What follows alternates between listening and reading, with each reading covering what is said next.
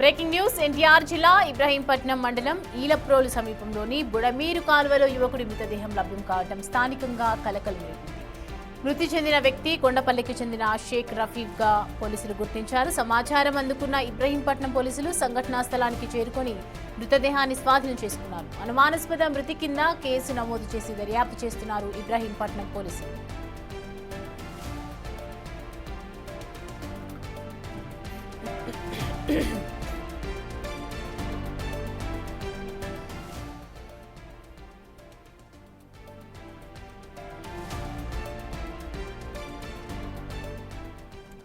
ప్రస్తుతం చూస్తున్నాం ఎన్టీఆర్ జిల్లా ఇబ్రహీంపట్నంలో జరిగినటువంటి ఏదైతే యువకుడి మృతదేహం లభ్యమైనటువంటి కేసులో ప్రస్తుతం పోలీసులు దర్యాప్తు వేగవంతం చేశారు. ఈలప్రోలు సమీపంలోని బుడమేరు కాలువలో ఏదైతే యువకుడి మృతదేహం లభ్యం కావటం స్థానికంగా కలకలం రేపింది. మృతి చెందిన వ్యక్తి కొండపల్లికి చెందిన షేక్ రఫీగా గుర్తించారు పోలీసులు. సమాచారం అందుకున్న ఇబ్రహీంపట్నం పోలీసులు సంఘటనా స్థలానికి చేరుకొని మృతదేహాన్ని స్వాధీనం చేసుకున్నారు. అనుమానాస్పద మృతి కింద ఈ కేసును నమోదు చేసుకుని దర్యాప్తు ప్రారంభించారు ఇబ్రహీంపట్నం పోలీసులు. ఈ అంశానికి సంబంధించి పూర్తి డీటెయిల్స్ అందించడానికి మా ప్రతినిధి శివ మనకి అందుబాటులో ఉన్నారు. శివ, ఈ కేసుకు సంబంధించి ఏ విషయాలు బయటకు వస్తూ ఉన్నాయి, డీటెయిల్స్ ఏంటి, పోలీసులు ఏం చెప్తున్నారు, దర్యాప్తు ఇలా జరుగుతోంది?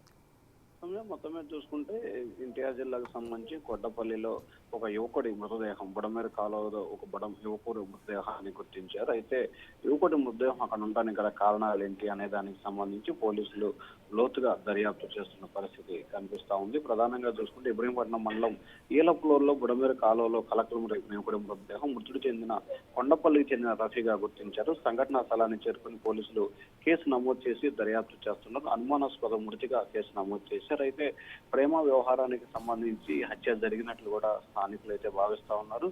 హత్య చేసి దాంట్లో పడేశారా, లేకపోతే మృతుడిని తీసుకొచ్చి దాంట్లో ఎక్కడన్నా దాడి చేసి కొట్టి అందులో పడేశారా అనే దానికి సంబంధించి కూడా పోలీసులు విచారణ చెప్తున్నారు. మరొక వైపు అతనికి ఏదైనా అవమానం జరిగితే అతనంతటా తాను వచ్చి ఆత్మహత్యకు పాల్పడ్డారా అనే దానికి సంబంధించి కూడా పోలీసులు లోతుగా విచారణ జరుపుతున్నారు. పోలీసు అధికారులు దీనికి సంబంధించి ప్రత్యేక బృందాలుగా ఏర్పడి గాలింపు చర్యలు చేపడతారు కాబట్టి ఖచ్చితంగా మృతదేహాన్ని వెలికి తీశారు. అయితే ఎవరు చేశారో ఏమిటి అనే కోణంలో పోలీసులు లోతుగా దర్యాప్తు జరుపుతా ఉన్నారు. అయితే యువకుడు ఒక షేక్ రఫీగా చెప్తున్నారు. వాళ్ళ కుటుంబ సభ్యులు కానీ ఇప్పటివరకు బయటికి రావటం, దీని గురించి ఏదైనా మాట్లాడడం చేశారు శివ? గుర్తించారు కాబట్టి ఇప్పుడే వాడి బంధువులకి వారందరికి కూడా సమాచారం ఇచ్చారు. ఆ సమాచారం ఇచ్చిన తర్వాత కుటుంబ సభ్యులు వచ్చి దానికి సంబంధించిన మృతదేహాన్ని పరిశీలించిన తర్వాత మృతికి గల కారణాలను వెలికి తీసే అవకాశం కనిపిస్తా ఉంది. ఇప్పటివరకు అయితే కుటుంబ సభ్యులు ఎవరు కూడా మీడియాతో మాట్లాడిన పరిస్థితి కనిపించలేదు. ఇప్పుడే పోలీసు అధికారులు అయితే యువకుడి కుటుంబ సభ్యులకి సమాచారం ఇచ్చినట్టు తెలుస్తా ఉంది. Right Shiva, thanks for the